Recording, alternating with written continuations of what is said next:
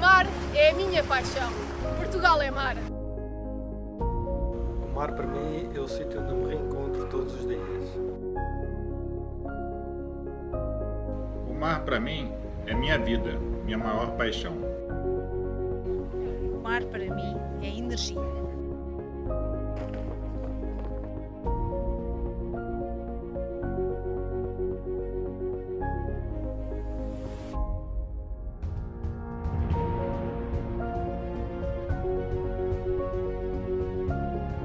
O mar para mim é o princípio da vida.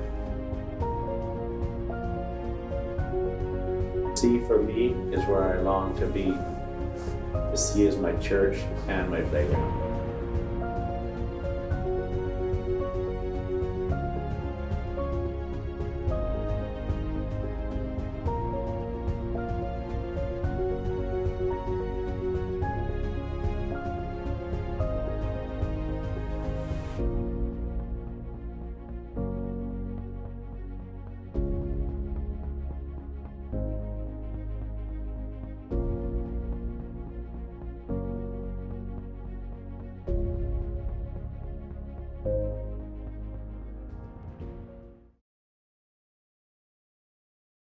O mar para mim é horizonte.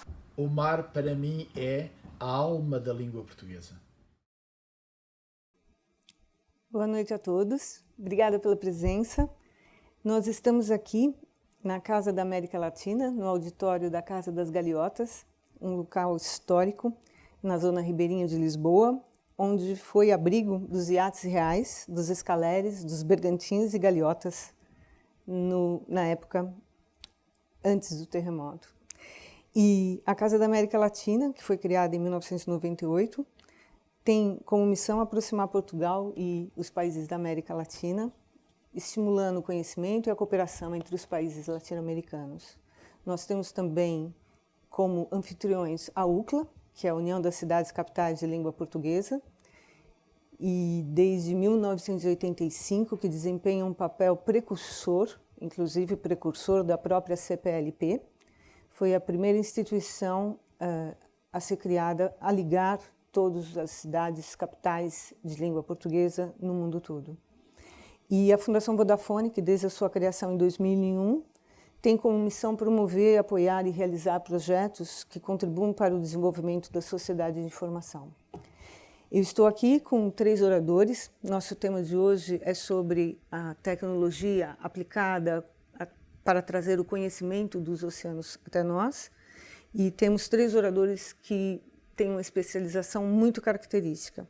Dr. Jorge Freire, que está aqui do meu lado, é diretor científico do projeto da Carta Arqueológica Subaquática do Litoral de Cascais e investigador do Centro de Humanidades da Faculdade de Ciências da Universidade Nova de Lisboa. O Dr. José Bittencourt, também investigador do Centro de Humanidades da Faculdade e da Universidade Nova de Lisboa, especializado em arqueologia subaquática e marítima, história do Atlântico e divulgação e gestão do patrimônio cultural subaquático. E do meu lado esquerdo, nós temos o Dr. Marcos Alves, PhD, coordenador da área de modelação numérica e um dos investigadores da equipe multidisciplinar da Wavec Offshore Renewables. É uma empresa especializada em soluções na área das energias renováveis marinhas, o que para nós é muito interessante. Nós vamos começar a falar com o Dr. Jorge Freire, que vai nos responder. O tema principal de enquadramento foi o achado de uma nau das carreiras da Índia ao largo do Bugio. É um achado arqueológico recente, do ano passado, e exigiu uma cooperação de várias entidades e uma metodologia e uma tecnologia muito específica. Nós vamos começar a falar primeiro em termos de enquadramento histórico, não é? A importância arqueológica da embocadura do Rio Tejo é notória. E gostava que o Dr. Jorge nos falasse um bocadinho desse enquadramento histórico da área. Antes de mais, muito obrigado. Também agradecer, em nome da Câmara Municipal de Cascais, a oportunidade de estar aqui junto, também para falar um pouco sobre a arqueologia subaquática, mas penso que se calhar não está. Exatamente, agora está. Obrigada. Pronto, Desculpa. repetido um pouco, agradecer então os agradecimentos da Câmara Municipal de Cascais, em nome da Sra. Vereadora Joana Balsemão e do Sr. Presidente Carlos Carreiras. Obviamente agradecer também em nome da Marinha e da Escola Naval, onde também sou elemento ou investigador também, além do Centro de Humanidades, também faço parte do SINAV. Portanto, os agradecimentos e falar um pouco sobre a entrada à Barra do Tejo e sobre todo o litoral de Cascais. É dizer que, de facto, toda esta entrada tem uma importância milenar e tem uma importância, sobretudo, porque é a antecâmara de Lisboa, para quem chega ao Porto de Lisboa. Portanto, é natural que todo este litoral, este vasto litoral de Cascais, que tenha nas suas águas um conjunto também vastíssimo de bens culturais subaquáticos, desde épocas mais remotas. E aí a gente pode pensar épocas romanas até, não é? Época romana. Sim, em termos de achados arqueológicos, aqueles mais antigos que nós temos, é isto, para o meio subaquático, obviamente o meio terrestre já será ainda mais antigo, mas tudo aquilo que se conhece até hoje, e até muito anterior até ao próprio projeto de arqueologia subaquática, vem de facto da época romana. E eu estou a recordar, por exemplo, os cepos da âncora romana que foram recolhidos, já são cerca de quase de uma dezena de cepos foram recolhidos em águas de Cascais, muito perto da zona da Baía de Cascais e da zona da Guia. Portanto, são os dois polos fulcrais onde esses achados ocorreram. E, portanto, de facto, a costa de Cascais tem esta antiguidade. Em meio náutico e subaquático, de facto, é a época romana, mas em meio terrestre é muito mais antiga até. Aliás, como todo o continente português e a Europa no geral. Pois é, e a gente sabe também que é a partir da Idade Média que as funções portuárias do Tejo, da embocadura do Tejo, de toda essa região, adquiriram um protagonismo muito grande e depois, com a época das descobertas, houve uma alteração na zona ribeirinha imensa, não é?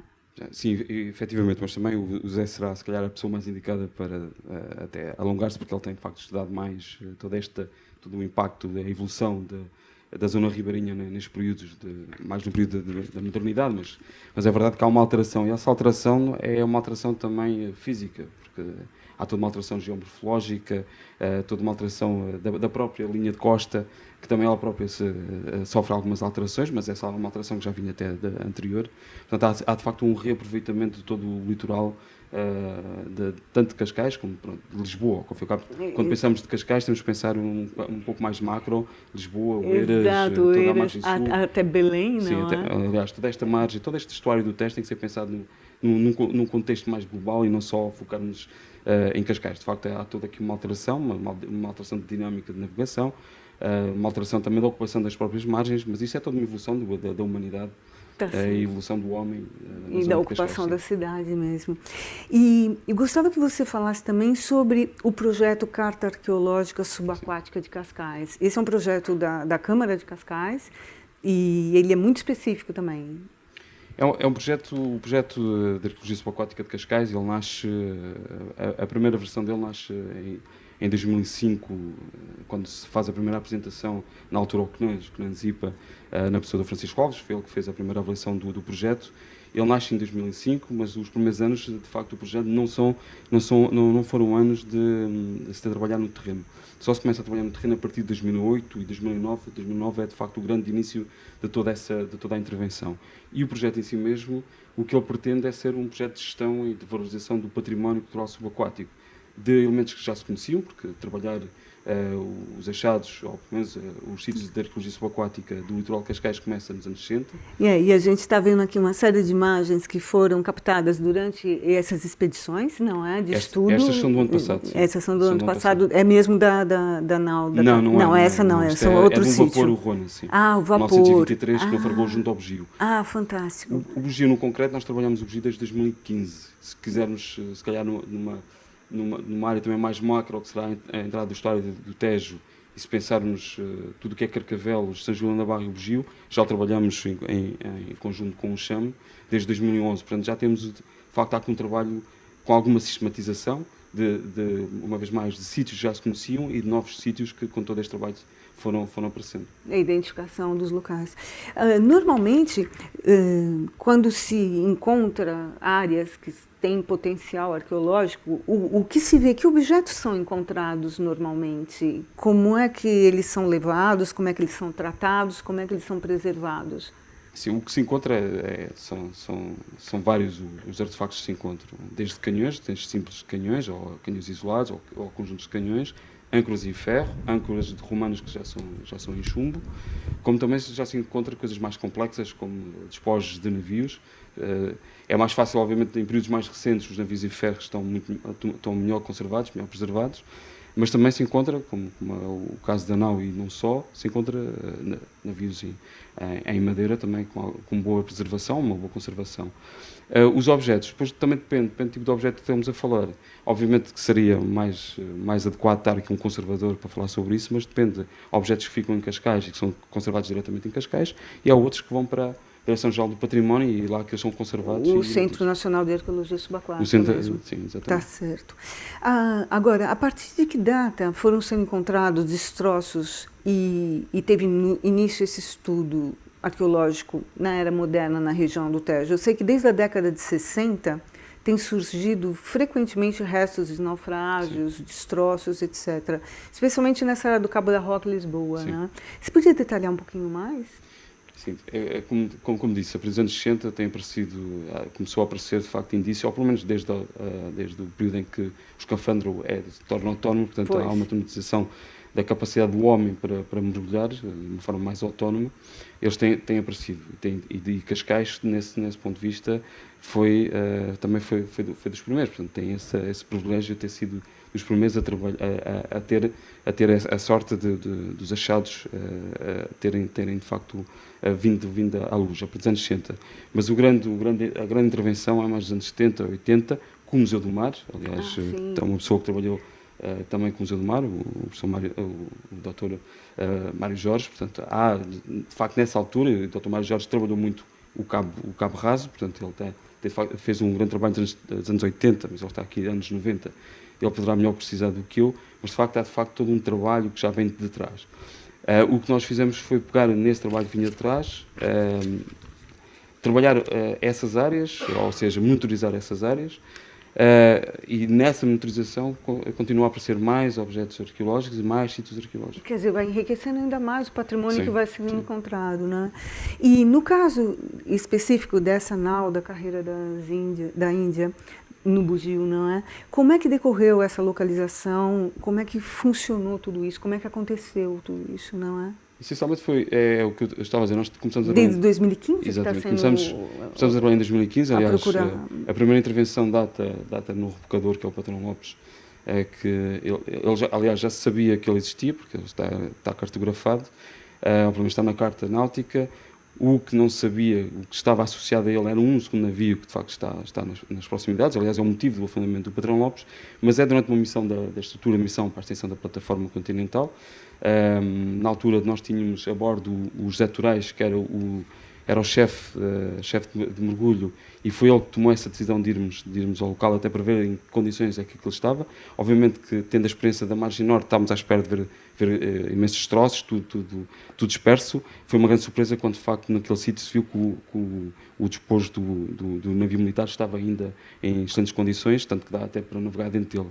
E a surpresa maior foi quando vimos que havia um segundo navio, ou um segundo vestígio de um navio. E no desenvolvimento desse trabalho, ainda em 2015, com o Instituto Superior Técnico, porque era necessário, a equipa do professor Pascoal e do engenheiro Luís Sebastião precisava de fazer testes a uma série de equipamentos, entre eles o multifez, que basicamente é uma equipa que depois iremos falar mais à frente. Mas a verdade é que eles precisavam de fazer um teste, e é no decurso desse teste que se estava a fazer o levantamento no Patrão Lopes, aliás, que depois até foi usado na capa da National Geographic, esse levantamento, que se encontra um terceiro navio desconhecido, um terceiro vestígio do navio, que é aquele que aparece, que é o Rona 923. Que incrível. E esse navio em concreto até tem uma história muito E trágica. épocas diferentes, completamente. Assim, eles em termos de afundamento, um naufraga em 1936 e o outro em 1923. Portanto, nós estamos a trabalhar nestes 3 navios. Em 2017 há uma declaração de achado de dois sítios arqueológicos, um na entrada do estuário do Tejo, dentro já do Tejo e outro fora do Tejo. O dentro do Tejo não faço a monitorização porque está fora do âmbito do pedido de autorização para trabalhos arqueológicos no âmbito do Procasc. Faço o levantamento fora, ou pelo menos o primeiro registro fora do Tejo, neste primeiro sítio, que hoje a DGPC designou de Bugio 1. É Bugio 1, não exatamente, é? E ali é que correspondia, grosso modo, a 2 canhões em ferro, a uma pequena estrutura em madeira e 3 âncoras em ferro. E no ano seguinte, ainda já em 2018, porque estamos novamente a trabalhar no Rona, aliás, até por umas gravações que se fez para a SIC, portanto, tanto o Patrão Lopes como o Rona tiveram um episódio especial da SIC, fizemos o Aqui à História. É nesse curso que estamos a fazer todo esse levantamento para a SIC que se notou que havia um grande assoreamento. Portanto, que há por ter havido um assoreamento, que no pedido de autorização para trabalhos arqueológicos desse ano, achou-se por bem ter 2 pontos de controle, novamente o Rona e o Bugio 1. Como referência. Exatamente. Ótimo. No Bugio 1 fez-se essa prospeção, de facto notou-se que havia uma estrutura enorme associada ao Bugio 1, e o Bugio 2, que é mais concreto a nau, é até no decurso de toda a prospeção que já está a fazer fora de toda a área do Bugio 1, que entretanto o contexto foi isolado, que o José e o Augusto Salgado dão com os vestígios da nau. Aliás, são eles os primeiros a dar com os vestígios da nau, porque eu, infelizmente, nesse dia estava a ter uma reunião com o Dr. Tiago Piticunha. Portanto, estou ao telefone, precisamente com o colega que estava à superfície, quando eles me dão a notícia que, de facto, eles tinham descoberto. E o que deu para avistar foi uma grande parte do casco, não é? Sim, é a primeira coisa que... E além de fragmentos de porcelana chinesa, outras porcelanas, restos também de pimenta. Sim, a primeira coisa que eles veem são os canhões em bronze, portanto, é a primeira coisa que eles veem, e depois há todo um conjunto de núcleos, mas depois o José explicará melhor. Já chegarei aí para falar com o José. Eu gostava agora de perguntar para o Dr. Jorge a questão mais logística, né? Uma expedição de mergulho desse gênero, ainda por cima, ela requer uma logística e uma especificação de equipamentos científicos que são levados, que é bastante complexa. Gostaria que você explicasse para a gente, até porque a equipa conjunta reuniu uma série de entidades, desde a Câmara, desde as pessoas da Faculdade de Ciências, da Escola Naval, da estrutura da missão, da extensão da plataforma continental, do Porto de Recreio de Oeiras. Quer dizer, você tem aí uma equipa bastante complexa, não é? Sim, nós temos, porque a equipa, eu sou só mais um elemento. Mas antes disso, também convém dizer, todo o trabalho, porque acho que é importante dizer isto, todo o trabalho em arqueologia, seja ele subaquático ou não, requer aqui um conjunto de autorizações e de requerimentos que é feito ao Estado, neste caso concreto à tutela do património, que é a Direção-Geral do Património. No caso do Procasc, tem um pedido adicional, ou melhor, tem 2 pedidos adicionais. O primeiro, tendo em conta que é um projeto de investigação, necessita de 4 em 4 anos ter um projeto que seja avaliado. O projeto, aliás, tem uma sigla que é o PIPA, que é um projeto basicamente que é um projeto de investigação plurianual, por 4 anos. E cada ano é preciso fazer um pedido de autorização. E por cada pedido de autorização é preciso fazer relatórios, que depois a tutela condiciona ou não, relatórios preliminares e relatórios finais. Portanto, e além disso ainda temos que fazer os pedidos de autorização à capitania para mergulho em ambiente científico. Portanto, há um conjunto, há uma série de entidades que regem. E isso faz parte de toda esta logística. No caso em concreto dos trabalhos em arqueologia subaquática, depende, pode ser meramente uma prospeção visual, com recurso a mergulhadores, como pode ser também com recurso a geofísica. E aí tem também, às vezes, a utilização de equipamento de teledetecção remota. Sim, exatamente, são os sonares. Sonares, varrimento lateral, multifeixe, tudo isso. Fantástico, isso requer mesmo... Sim, no caso da nau, todo esse trabalho foi feito, portanto, há um mapeamento fortíssimo. E a gente tem que ver que o tempo de mergulho, na verdade, é restrito. Você tem que combinar toda essa necessidade técnica e científica dentro daquele tempo, não é? Sim. Então, eu agora, doutor José, passaria o microfone ao doutor José e gostava de começar perguntando como é que foi realizado o primeiro mapeamento do sítio arqueológico onde se encontra a nau. Boa noite a todos, também agradecer Obrigada. a oportunidade de estar aqui. Quando em arqueologia o mapeamento é uma fase essencial para a interpretação, para a contextualização, para o estudo de qualquer destroço, qualquer vestígio arqueológico. Este caso não é um caso diferente, é mais um exemplo disso. O nosso objetivo, nós tínhamos um período muito curto de missão ainda, de trabalho, porque os vestígios surgiram numa fase muito adiantada da missão do Procasc de 2018, e por isso o nosso primeiro objetivo neste primeiro mapeamento que foi efetuado foi ter uma noção de onde é que estavam os vários núcleos da nau, presumível nau da carreira da Índia, que é presumível. Eu até faria um parênteses agora, porque nessa área do bugio já existe conhecimento de vários núcleos com estruturas de naufrágio desde os finais do século XVI e XVII. A nau seria uma delas. Sim, não é mais uma sim, que está cena. muito próximo a zona é muito rica ali, não é? Para esse tipo de situação. Como já apresentou, com os vários exemplos que vão sendo apresentados, estes são apenas mais alguns elementos a acrescentar um conhecimento que se vai tendo e que vem sido construído ao longo do tempo, porque há a declaração de achado de 2017, mas já há declarações de achado anteriores ainda, com destroços próximos do bugio, à entrada do Tejo, que terão que ser trabalhados, que ainda não foram totalmente trabalhados. Aqui no caso concreto dos vestígios que nós associamos a uma presumível nau da carreira da Índia, porque têm características muito específicas, têm uma assinatura material muito própria de uma determinada cronologia, de um determinado horizonte cultural, e por isso é que nós associamos esses vestígios a uma provável nau da carreira da Índia, que ali terá naufragado quando voltava da Índia, algures no início do século XVII, muito provavelmente. Neste caso concreto, o grande objetivo foi ter uma noção de onde é que estavam os vários núcleos com destroços expostos, tentando registá-los da melhor maneira possível, garantindo que futuramente seja fácil voltar a os reconhecer e voltar a esses mesmos sítios para continuar um trabalho mais aprofundado. Então, uma das primeiras coisas que são feitas, uma das primeiras medidas que são tomadas é um posicionamento com GPS, não é? Sim. Um levantamento da área com sonar de varrimento lateral. Sim. Com tudo isso, você obtém imagens também com sonar. Com tudo isso, nós obtemos imagens que nos dão uma distribuição geral dos vários núcleos que são conhecidos naquela área que está a ser estudada. Agora, vocês, mergulhadores, vocês só têm uma visibilidade de 2 metros praticamente, ou varia isso conforme o dia? Varia, né? Porque a água naquela do Tejo, zona em particular, um dia com 2 metros é um bom dia de visibilidade. Dia, e por isso mesmo é que este mapeamento com o GPS, com o sonar de varrimento lateral, é tão importante numa fase inicial da investigação, porque é esse mapeamento que nos vai permitir depois, quando nós projetamos os vários pontos obtidos numa cartografia, ter uma noção de onde é que nós estamos no espaço, porque senão nós estamos no fundo e não temos bem a noção, não há referenciais que nos permitam saber qual é a relação entre vários núcleos existentes num contexto deste género. E por isso esse mapeamento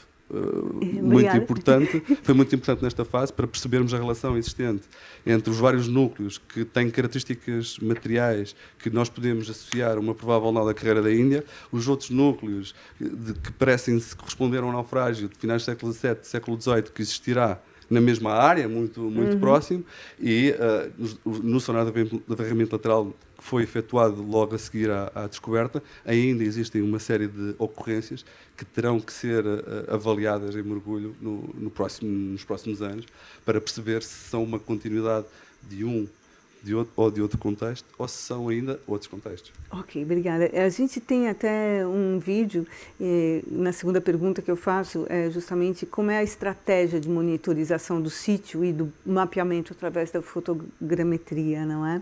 A gente tem o vídeo, vamos deixar o vídeo sem som e vamos pedir que o Dr. José nos indique. Aqui você me disse que a fotogrametria consiste numa cobertura sistemática com fotografias de grande superposição do objeto ou objetos, não é? Aí, dessa parte, passa para um processamento de softwares específicos. E aí eu deixo em suas palavras, por favor. Esclarecendo um pouco mais a questão do mapeamento. No fundo, temos 2 escalas de mapeamento. Uma geral, Ok. que é efetuado com o GPS e com o sonar, que o que nos dá é a distribuição dos vários núcleos onde estão atualmente, ou estavam no final do ano passado, expostos vários vestígios arqueológicos. Essas imagens já são da NAU? Estas são da NAU. São da NAU. E outro mapeamento mais detalhado de alguns desses núcleos. Neste caso concreto, nós só fizemos um mapeamento dos núcleos claramente associados à NAU da Carreira da Índia, que são estes aqui que nós vemos na imagem. E é assim que você usa depois em termos de tecnológicos, não é? Sim. E que nós, futuramente, com mais tempo, o que nós vamos fazer é juntar estes vários mapeamentos parcelares que temos para ter uma visão global do sítio arqueológico. Como é que se fazem estes mapeamentos? Tem que ser uma cobertura fotográfica em que as fotos têm uma grande superposição. Quando falo de uma grande superposição, é 80% ou mais entre cada uma das fotos, e depois em várias fiadas, ou uma distância mais ou menos constante do mas é incrível do a plano, tarefa que fica, do não é? plano do plano que nós queremos registrar. Depois disso é processado em softwares específicos, que já são muito utilizados, são de utilização generalizada não só na arqueologia, mas em várias áreas de investigação científica ou de visualização, até no cinema para a criação de animações, tudo o resto. Os mesmos softwares são utilizados. Depois, esse processamento permite-nos calcular uma malha de pontos para a qual nós temos a posição X, Y e Z, de grande resolução, uma malha muito densa de pontos, que pode ser depois, à qual nós podemos aplicar texturas, inclusive as texturas fotográficas. É isso que nos permite criar uma série de outputs distintos, que nos permitem fazer o estudo do sítio arqueológico, um mapeamento, a análise muito detalhada dos objetos. Incrível. Isto aqui neste caso são imagens de vídeo, e também exportar em vários formatos para vários fins. Pode fazer modelos 3D, pode fazer realidade virtual, sim, tudo isso, não é? 3D que depois podem ser utilizados para a criação de realidade virtual ou realidade aumentada, a ortofotografia, que são imagens planificadas dos níveis arqueológicos que nós estamos a documentar, modelos digitais de terreno, a quais podemos aplicar falsa cor, que eram algumas daquelas imagens coloridas que nós tínhamos, em que podemos ver com grande detalhe as variações na topografia da topografia do terreno dos próprios objetos, dos próprios destroços, e é esse trabalho que nós começámos a fazer ao ano passado, nestes núcleos em concreto, com muito detalhe. Se repararem, estão ali uns pontinhos brancos, que são cauris, são umas conchas que eram utilizadas como moeda e que os portugueses traziam do Índico, depois utilizavam como moeda em África, por exemplo, ao comércio de escravos, e que há uma grande quantidade em torno aos destroços da NAU da Carreira da Índia. Esta imagem aqui permite-nos ver a parte principal do casco que foi detectado e que demonstra que o sítio tem sido exposto regularmente ao longo do tempo, que não foi só agora que ele foi exposto, porque há uma série de madeiras, esta madeira que vemos em primeiro plano, por exemplo, está completamente deslocada. Isso é sinal que este sítio está a sofrer um processo de desmantelamento ao longo do tempo e que é exposto sazonalmente, depois está coberto noutras fases. Claro, até porque... Tudo isso nós conseguimos perceber a partir deste método. Até porque a mecânica e a dinâmica que vai por aquela região no Tejo, e com a influência das marés, com o assoreamento, com ventos, correntes, etc., isso tudo deve variar imenso, de mês para mês, estação para estação, ano para ano, não é? Claro, deve haver variações ao longo do ano, e depois variações mais sazonais, que podem ter a ver com outras alterações naturais ou induzidas mesmo, por alterações antrópicas na costa, por exemplo. E neste caso concreto, a fotogrametria permitiu-nos não só registar com grande detalhe a estrutura arqueológica, mas também começar a perceber que o sítio tem sofrido vários processos de desmantelamento ao longo do tempo que levaram à perturbação da estrutura. Do próprio achado, né, do próprio objeto. Agora, por exemplo, quais são as eventuais problemáticas nos sítios arqueológicos subaquáticos, por exemplo? Quais as dificuldades de registro de imagem? Você tinha falado que cada sítio é um sítio, não é? E não há uma estratégia única para todos os sítios onde se vai pesquisar ou fazer um levantamento.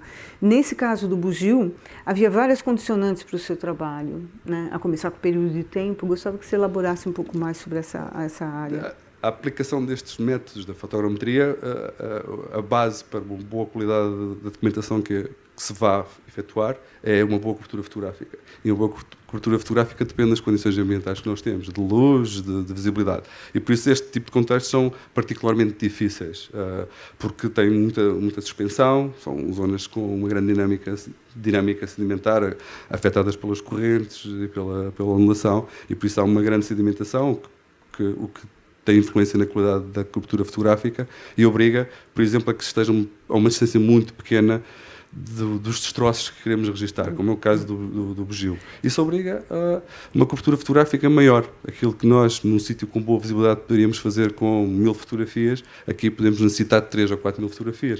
Isso implica mais tempo de trabalho, mais tempo de processamento, na água, mais tempo de processamento e, para evitar erros, mais pontos de controle do levantamento que estamos a efetuar. E aqui o fato do grande contraste de cor entre a areia clara do fundo e a cor escura dos objetos em si, não é? Isso dificulta ainda mais em termos de tecnológicos ali, não? Também dificulta, facilita nos núcleos onde há destroços expostos, porque esse contraste aí vê-se logo, não é? Facilita a leitura do resultado, o que não acontece em contextos em que a tonalidade dos sedimentos é mais escura, mas depois dificulta a cobertura das zonas onde não há destroços e que é importante registar também para perceber a relação entre os vários núcleos com destroços e para caracterizar a topografia. E aí dificulta particularmente a cobertura fotográfica. Fantástico. Nossa, eu imagino a complexidade de debaixo d'água sem poder se comunicar muito bem com toda a equipa, não é? Quer dizer, hoje em dia já se comunica melhor e há códigos e formas de se comunicar debaixo d'água.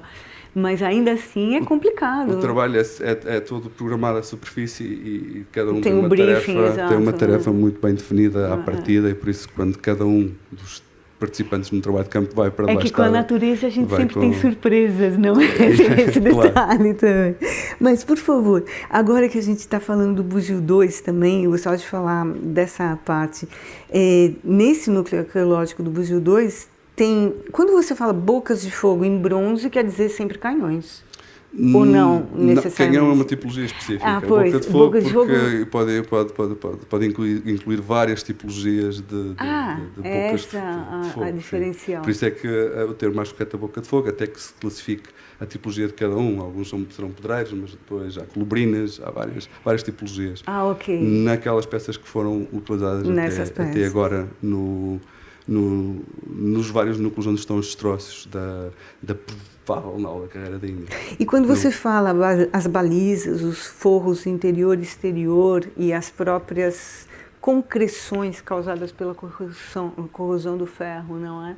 Isso são tudo elementos identificáveis e que ajudam nessa própria identificação, não é? Da estrutura do navio. Da estrutura do navio. E são elementos que fazem parte da estrutura do navio, que naquele núcleo melhor preservado, onde está uma parte central da embarcação, e se nós percebemos pelo ângulo das balizas, as balizas são um esqueleto do navio, nós percebemos pelo ângulo que ela corresponde a uma zona central do navio. Parece que é meio anal mesmo, sim, não é? Tem na zona central do navio, o que foi um elemento importante, porque permite-nos, a partir do momento em que nós definimos uma zona central do navio, nós podemos estimar uma área mais provável de dispersão dos destroços desse mesmo naufrágio, porque terão que ter alguma lógica. Claro que há sempre partes que podem ir a flutuar e a parar a várias milhas de distância. O processo de naufrágio pode ser mais ou menos violento, em que há uma perda gradual. Mas a zona central da embarcação define-nos um ponto de partida. Dá um parâmetro para uma área geral. E o que nós temos nos vários núcleos que associamos à anal da carreira da Índia é que eles estão em torno, à volta desse núcleo central da estrutura, que tem características muito específicas. A presença de artilharia em bronze, predominante. Há uma peça que eventualmente poderá ser de ferro, mas as outras são em bronze, garantidamente. E mesmo aquela que é de ferro, há dúvidas, temos que fazer um estudo mais aprofundado. A presença da plana chinesa como marcador da rota do cabo, se não deixa qualquer dúvida. É quase que um bilhete de identidade, não é? Sem qualquer dúvida. Os próprios cauris, há paralelos de outros naufrágios da carreira da Índia que vinham como carga. Há documentação que o refere e por isso também são um marcador muito forte dessa relação desses núcleos com uma provável nova carreira da Índia. E a pimenta foi achada, uma quantidade de pimenta também, uma série também, de outros objetos que a pimenta, também surgiram algumas estruturas em madeira, alguns objetos em madeira, alguns objetos em bronze, que nós deixámos in situ, um faris em pedra, que também ficou no sítio arqueológico. E a pimenta estava solta? Como que ela estava? E a curiosidade A pimenta de mim, estava, assim, uma parte estava dispersa? solta, porque o efeito da ondulação faz com que haja uma mobilização do material, outra parte estava agarrada às concussões ou agarrada aos destroços da nau. A nossa intervenção foi o menos intrusiva possível. Nós só fizemos uma recolha seletiva de 2 ou 3 elementos de 2 ou 3 fragmentos de porcelana, porque a porcelana é um bom indicador cronológico e por isso pode nos ajudar a afinar a cronologia do contexto e pouco mais, ou seja, nós deixamos no sítio o restante material. Como é a evolução agora desses estudos, não é? Não sei se o Dr. Jorge ou o Dr. José quer continuar essa pergunta, talvez o Dr. Jorge pode dar um apontamento. José, nós depois trocamos, se haverá uma coisa que eu me esqueça. Pois, como é agora os próximos passos? Sim, obviamente voltamos sempre ao mesmo procedimento, quer dizer, voltamos a fazer um pedido de autorização, avaliado pela tutela, quer dizer, a tutela que avalia todo este trabalho. Já fizemos um relatório preliminar, estamos a terminar o relatório final e há de haver essa avaliação tal como no relatório preliminar e passamos novamente para esta fase de pedido de autorização para trabalhos arqueológicos. Obviamente, neste caso em concreto, tendo em conta que houve porque um dos aspectos também muito importante de todo este trabalho, e às vezes nós esquecemos, se calhar, da parte mais importante, ou uma das partes mais importantes, é de facto se ter conseguido aqui uma sinergia muito interessante não só entre primeiro com o município, mas também entre o município, uma faculdade, ou a Universidade Nova de Lisboa, a Marinha de Guerra Portuguesa, a própria Direção-Geral do Património, ou melhor, o Ministério da Cultura. Portanto, há aqui uma sinergia muito importante e eu acho que é de salutar. Que por vezes há esta tentação de dizer que em Portugal não se consegue fazer coisas ou que não há capacidade. Há capacidade, desde que as sinergias delas estejam conseguidas, e este se quisermos, é a segunda parte importantíssima de todo este trabalho. Portanto, e o que se irá fazer, ou pelo menos os próximos passos, é continuar esta sinergia, é todo este trabalho de cooperação entre estas instituições, obviamente tornar aquele sítio e aqueles sítios, porque além de facto temos a nau, e temos os navios em ferro e ainda temos um 6, porque na verdade são 6 naufrágios que estão ali em torno do Bugio, só em torno do Bugio, isto retirando também toda a zona de Carcavelos e a zona de São Julião da Barra, portanto é outro contexto também que terá o seu interesse. Portanto, mas isto nós estamos, e portanto a nossa perspectiva é criar aqui um campus arqueológico até para a formação de todos do ensino superior, essencialmente. Era isso, acaba sendo quase que um laboratório ao vivo, onde os estudantes e os futuros arqueólogos subaquáticos podem começar a iniciar suas próprias e não só, experiências também. E não só, porque o projeto em si ela é uma plataforma sinérgica, ou seja, ensino, não, mas mesmo o projeto em si ele não está só a pensar para a arqueologia, bem pelo contrário, ele está a pensar para a arqueologia, para a biologia, portanto também temos tipo isso, é que a MPC aparece associada, porque de facto em todos estes locais de naufrágio são habitats, em bom rigor, são habitats também onde a biodiversidade também se desenvolve, portanto, onde as espécies é um substrato, portanto, as espécies protegem-se, ali se protegem, ali se reproduzem, portanto, é também neste contexto que eles são estudados, como também do ponto de vista da geologia, porque são obstáculos que estão no fundo, portanto, há todo aqui um trabalho que é feito de uma forma interdisciplinar, portanto, por isso é que... inter e multi, não é? Sim, portanto, e a tecnologia, tivemos também, nos outros 2 sítios, ou menos nos sítios em ferro, tivemos também o trabalho com a Marinha e com outras universidades espanholas, com o REX 16, que é um programa que se desenvolveu em 2016 também, para protótipos de AUVs e de ROVs, portanto, tudo isto associado ao património cultural subaquático, sempre nesta ponte sinérgica entre as várias áreas e as várias ciências. Perfeito, obrigadíssima. Quero acrescentar, doutor José, acho que ele deu um panorama mesmo completo. Muito obrigada. Nós passamos agora do fundo do mar para a superfície e as ondas do mar. Eu vou falar agora com o doutor Marco Alves, que é especializado nessa área das energias renováveis offshore. E vou começar fazendo a pergunta mais básica de todas, não é? O que é exatamente a energia das ondas? Quando que ela foi descoberta e como é o estado atual do seu uso? Bem, antes de responder à pergunta, que é uma pergunta longa. Eu gostava de agradecer o convite em nome do EIVEC, é sempre um prazer participar nestas iniciativas. Muito obrigado pelo convite. Eu que agradeço. Em relação à pergunta que me faz, Pode ser respondido de muitas maneiras. Podíamos estar aqui o dia todo a falar sobre o que é a energia das ondas, mas de uma forma assim sumária, eu diria que a energia das ondas refere-se basicamente à energia cinética e potencial das ondas do mar, que é induzida pelo vento. E o vento, de alguma forma, é causado por aquecimentos desiguais da superfície da Terra, aquecimento provocado pelo Sol, de maneira que, em última instância, nós podemos considerar que a energia das ondas, ou podemos considerar que o oceano é um enorme painel solar. Portanto, pois. E é um bocadinho assim que ele deve ser visto do ponto de vista da energia. Agora, quando é que isto começou? Há registros das primeiras patentes, salvo erro, finais do século XVIII. E é fácil encontrar... Hoje em dia, suponho que há centenas, talvez milhares de patentes registradas sobre dispositivos de energia das ondas. No entanto, a época moderna na investigação de energia das ondas começa no princípio dos anos 70, no Reino Unido. Antes, no Japão, tinham sido feitas já umas coisas interessantes, mas a época moderna, digamos assim, começa nos anos 70 no Reino Unido, com um professor que ainda está no ativo hoje em dia, que é o professor Salter, e é uma equipa muito conhecida ainda hoje em dia. Fizeram grandes progressos do ponto de vista teórico e do ponto de vista até da implementação neste domínio. Deixa eu fazer só um apontamento. Essas imagens que a gente viu, especialmente o equipamento na água, não é? Essa quantidade de energia, ela é dissipada no mar por causa justamente do aquecimento desigual da superfície da Terra, mas também é a própria zona de rebentação que vai trazer essa dinâmica toda junta, não é? De alguma maneira, as ondas que contêm mais energia são geradas no meio do oceano. E essa propagação da onda é feita quase sem dissipação de energia.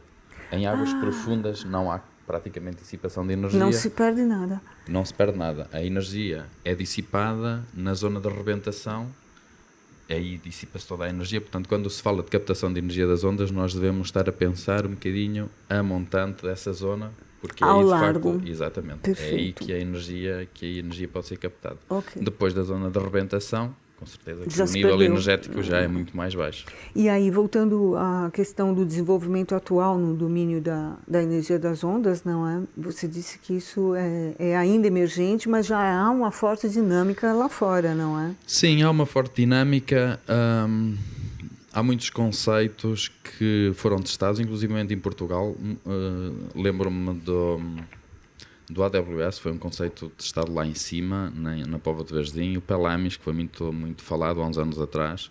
São dispositivos que não provaram ser viáveis do ponto de vista tecno-económico, e a questão aqui é a viabilidade tecno-económica, não é viabilidade técnica ou económica. Temos de ter em consideração estes dois aspectos. Mas, de facto, isto é o processo de desenvolvimento. O processo de desenvolvimento é assim, quer dizer, até o homem começar a voar, houve muitos aviões que não levantaram do chão, não é? Quer dizer, é um processo natural da investigação. Agora, falando das questões logísticas e ambientais e o custo que implica o desenvolvimento dessa energia ou dessa tecnologia da energia das ondas, né? Do ponto de vista ambiental, principalmente, como você vê as vantagens e as desvantagens desse uso futuro da energia das ondas? Sim, as vantagens, aqui há um aspecto que é preciso considerar, que é ainda não houve convergência numa tecnologia, ou seja, neste processo de desenvolvimento ainda não há uma tecnologia vencedora, portanto é sempre difícil associar a uma tecnologia que não existe vantagens ou desvantagens do ponto de vista ambiental. Está certo. No entanto, eu diria que as vantagens vão ser certamente associadas à redução de emissões de CO2, e isto é uma vantagem comum para as outras renováveis, praticamente todas. As desvantagens, é bom ter em conta que podem existir desvantagens, e essas desvantagens serão, mais uma vez, dependente da tecnologia, mas serão relacionadas com o impacto no ecossistema, o ruído, o efeito do ruído nas rotas migratórias de baleias, por exemplo, as questões do impacto visual. Porque o equipamento, a gente está vendo agora uma foto, o equipamento tem dimensões bastante consideráveis, a falar, não este dispositivo é pequeno porque é à escala 1:2. Portanto, este dispositivo terá, quando for à escala 1:1, à volta de 12 metros de diâmetro. e agora deve ter aí, não é bem 1:2, mas deve ter aí à volta de 6 metros de diâmetro. Então vai ser o dobro disso. Sim, vai ser o dobro disto. Chama atenção mesmo.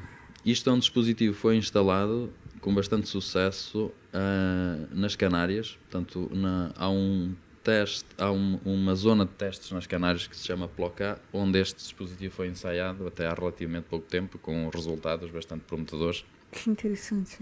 Agora, a cadeia logística que envolve toda essa complexidade de explorar a energia das ondas e outras fontes renováveis, e o desenvolvimento que o setor obriga está muito dependente de uma série de outras coisas à volta. Sim, está. Porque um dos problemas deste setor não é só da energia das ondas, outras energias emergentes, do ponto de vista de desenvolvimento, é o LCOE, que é que significa Levelized Cost of Energy, que basicamente é o custo associado àquela forma de produzir energia.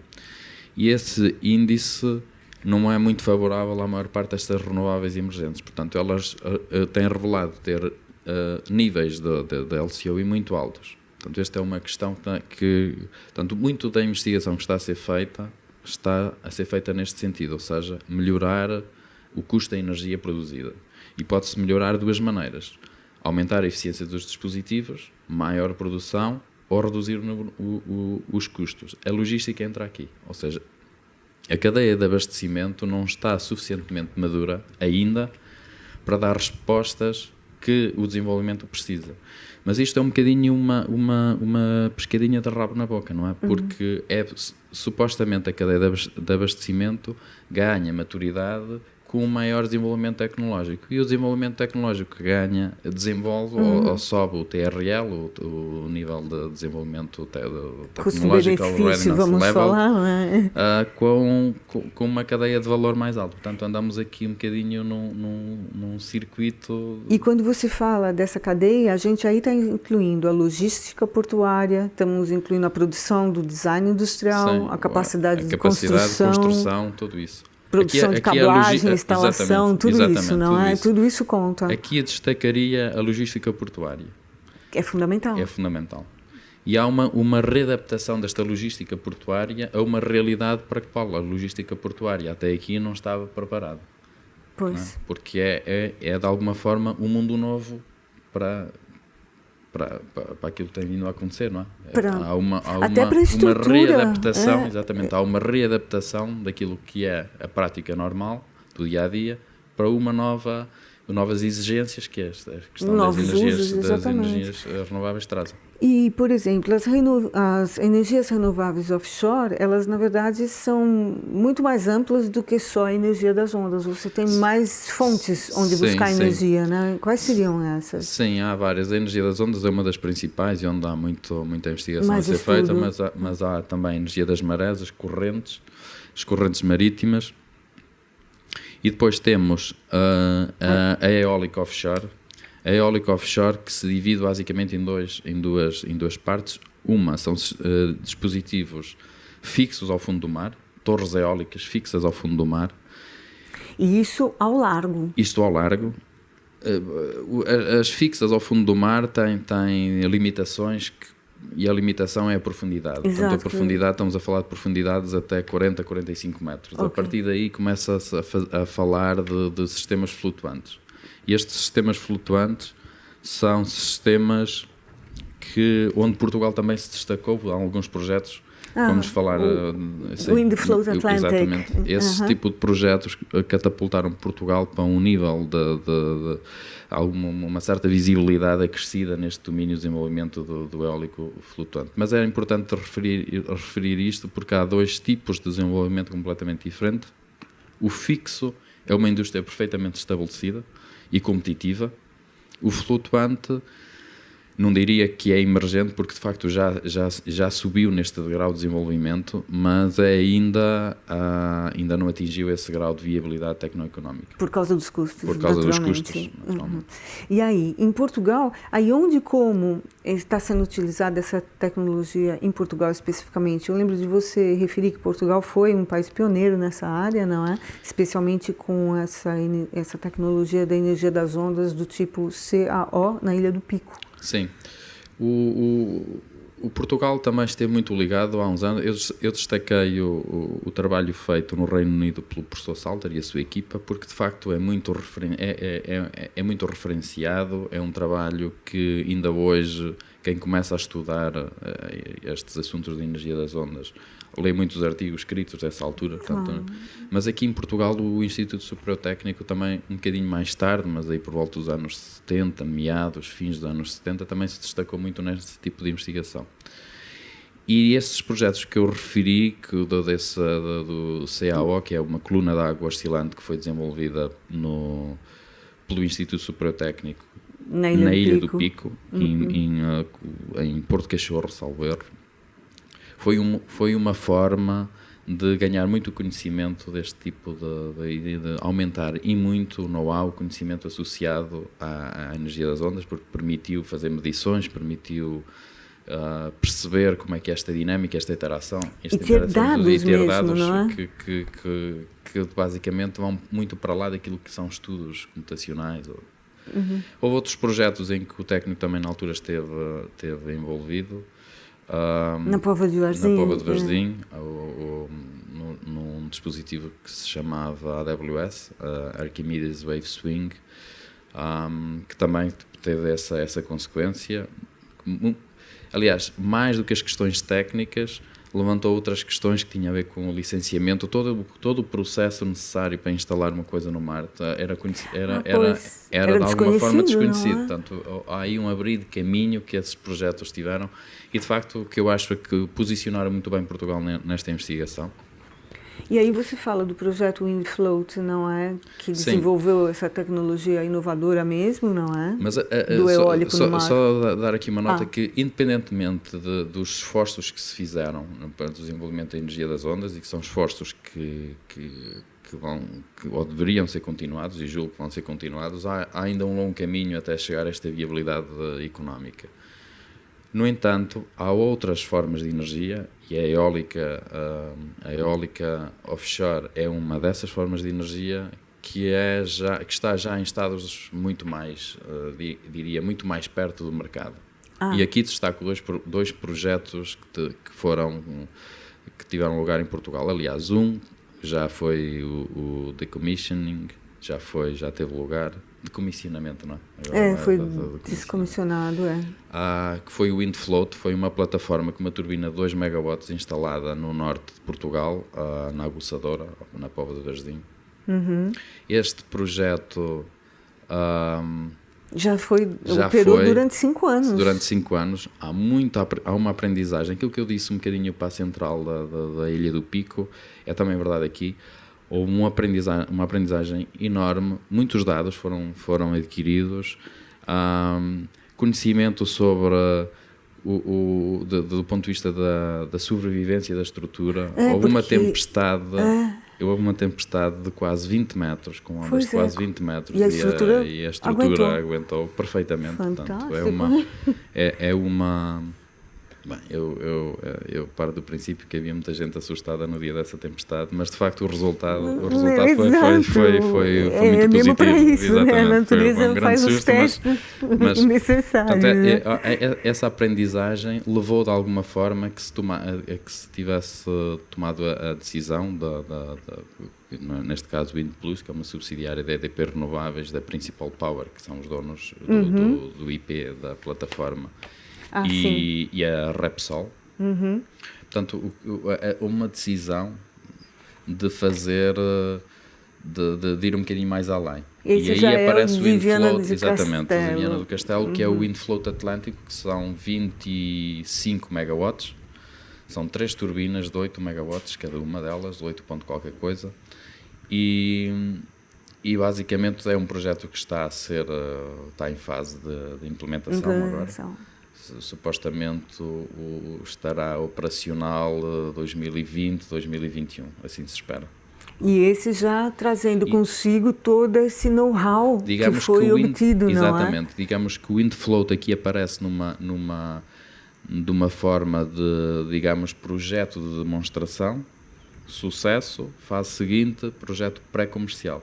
É o último passo, digamos, de alguma forma, é o último passo até chegar ao mercado. Até chegar no mercado. Se o resultado for tão positivo do WindFloat Atlântico, for tão positivo como foi do WindFloat, e o caminho pois há um caminho que está aberto. Exatamente. Portanto, há um caminho que está aberto incrível. E depois é difícil prever, mas no princípio que em poucos anos haverá muitos parques de energia eólica flutuante. É interessante perceber justamente esses passos, não é? Até você chegar a estar viável, não é? Até o equipamento estar viável, a tecnologia estar viável, você tem muita fase de estudo e de investigação até chegar lá, e testes, etc. O grande problema neste tipo de investigação é que pôr uma coisa no mar, pôr um dispositivo no mar, com toda a logística associada, a questão da monitorização, a questão da instrumentação, a questão da aquisição de dados, durante um tempo necessário para cobrir os efeitos, por exemplo, da sazonalidade, é preciso ter o dispositivo instalado pelo menos um ano. Um ano, exato. Portanto, para uma coisa destas ter sucesso, estamos a falar de investimentos da ordem de 15, 20 milhões de euros. Pois, imagino. Portanto, não é fácil testar um dispositivo no mar. Pois. É muito difícil, é muito... E dispendioso, não é? Muito dispendioso. Falando das outras energias renováveis que estão a ser exploradas nos oceanos, além da energia das ondas, das marés, aqui me chamou a atenção a energia associada ao diferencial térmico. Sim. Como é isso? Isso, basicamente, há uma variação da energia, há uma variação da temperatura com a profundidade. Ao longo da coluna d'água? E essa variação, esse gradiente térmico que é explorado. E o gradiente salino também é a mesma questão? Também é uma variação. E depois... Mas as mais, eu diria que aquelas que se espera que possam contribuir de alguma forma para o mix energético, se calhar há pessoas que discordam desta minha convicção, digamos assim, é a energia das ondas e eventualmente as correntes. Ok. E em termos para lá da eólica. Para lá da eólica, que essa parece que já está lançada, muito mais lançada, não é? Agora, riscos desse tipo de tecnologia pode representar para o ambiente marinho e que medidas preventivas estão a ser tomadas ou podem vir a ser tomadas? Bem, as medidas não sei se são medidas preventivas. O que se está a fazer é uma monitorização muito detalhada do impacto que estas tecnologias possam vir a ter. Que riscos é que estamos a falar? Estamos a falar aquilo que mencionamos há pouco, o impacto visual, que é que é de alguma forma, e aqui também muita gente não concorda comigo, mas é de alguma forma um impacto ambiental, digamos, demasiado subjetivo. Porque eu, por acaso, até gosto de ver uma turbina, acho que dependendo do design, né? Tem muita coisa. Mas assim, para a vida marinha é diferente. Mas para a vida marinha portanto, o impacto visual eu caracterizo que é um impacto de alguma forma subjetivo. O que não é subjetivo é o impacto do ruído. E esse pode ser de facto pode ser de facto bastante perigoso para algumas espécies, porque afeta eu não sou especialista nesta área, mas afeta um bocadinho a capacidade de comunicação dos mamíferos e algo ficam, não sei, em algumas frequências perdem o sentido da rota e isso pode ter pois, as efeitos, rotas migratórias, exatamente. etc. Portanto, a questão do ruído é uma questão muito séria. E mais séria, suponho que neste tipo portanto, para o homem, como estamos a falar de uma coisa tão offshore, não vamos ouvir mais os habitantes locais, não é? Exatamente. Os habitantes locais vão certamente sentir este impacto. Qual é que é este impacto? Qual é que é o nível deste impacto? É difícil estimar porque não há experiência ainda. Está certo. Agora, em termos de benefícios e socioeconômicos, vê-se muito, primeiro a redução da emissão dos gases de exaustão, do CO2 em geral, não é? Sim, para a exatamente. atmosfera. Esse eu acho que é de destacar. Portanto, a questão, o que se fala muito hoje em dia, aliás, já é uma coisa que muita gente alertou para algumas coisas que estão a acontecer hoje em dia. Muita gente alertou há 20, 25 anos atrás. Portanto, a questão do aquecimento global, reverter, mitigar os efeitos do aquecimento global através da redução de emissões de CO2, esse é de facto o ponto-chave do ponto de vista ambiental, das vantagens ambientais associadas às renováveis offshore. Associadas às renováveis de uma maneira geral, as renováveis offshore é só um exemplo. E acho que é importante a gente dizer que, segundo algumas estimativas, apontam que a energia eólica offshore em águas portuguesas apenas pode vir a produzir o equivalente a 7,1 milhões de barris de petróleo por ano, sem emissão de CO2, o que é uma coisa bastante impactante também, né? Sim, é uma maneira de medir o nível deste impacto. Isso seria equivalente a 100 barris de petróleo por metro de costa ao longo de 500 quilômetros. Há uma divisão que é feita, que é o impacto da energia do eólico, e o eólico, sim, há muitas estimativas que indicam valores à volta de 7 milhões de barris de petróleo por ano, que não serão importados se a eólica offshore se transformar numa realidade. Exato. E no caso da energia das ondas, julgo que entre 80 a 100 barris por metro de costa, sendo que a costa Portugal, do ponto de vista da aplicação da energia das ondas, se reduz à volta de 500 km. 500 km. E depois é bastante, mas depois só aqui uma parte, é preciso depois ter em consideração outros aspectos, outros usos do espaço, claro, porque tem áreas de pesca, tem áreas rotas de navio, etc. Desses 500 km não estaremos a falar. Exatamente. Não? Perfeito. E em termos de potencial de mercado de exportação, estima-se, né, que pode chegar a 60 mil milhões de euros até 2030. Sim. Aqui há estimativas como falar disso, mas eu acho que 2030, porque já só faltam praticamente 10 anos, então é mais fácil fazer isso. E as estimativas indicam de facto um mercado de exportação da ordem dos 60 mil milhões de euros. Portanto, já é uma coisa que tem um impacto significativo no PIB português. E além disso, outro impacto do ponto de vista socioeconómico que não podemos camutear, porque é de facto muito importante, é a criação de emprego. Exato. E estamos aqui a falar de emprego direto e indireto, e em muitos casos emprego altamente qualificado, o que também é uma vantagem. E essas estimativas, já vi números diferentes, mas essas estimativas andam sempre entre 7, 8, 9 mil postos de trabalho até 2030.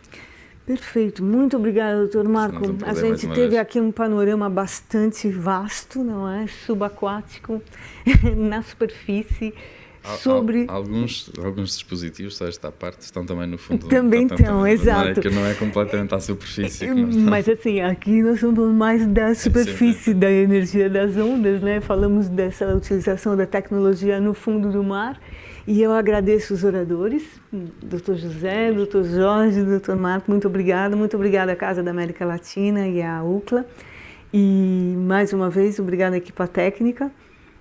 E meus agradecimentos a todos vocês que nos acompanharam. O Centro de Comunicação dos Oceanos volta em breve com novas palestras sobre os oceanos. Até logo, boa noite. Obrigado.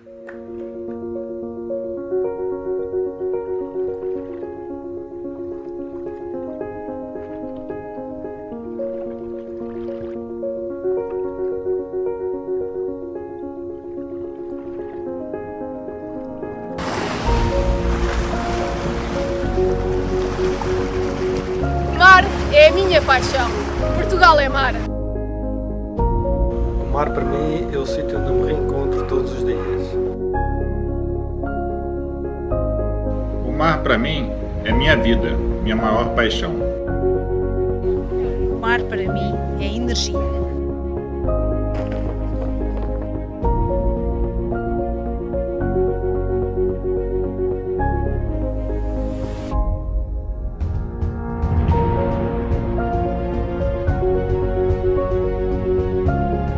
O mar para mim é o princípio da vida.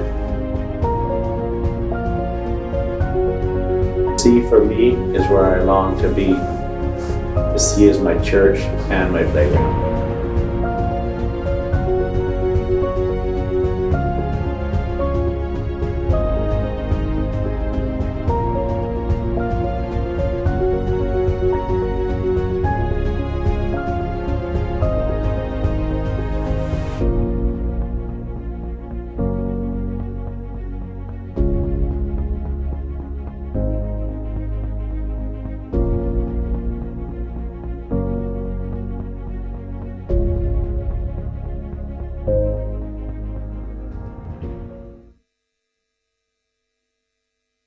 O mar, para mim, é horizonte. O mar, para mim, é a alma da língua portuguesa.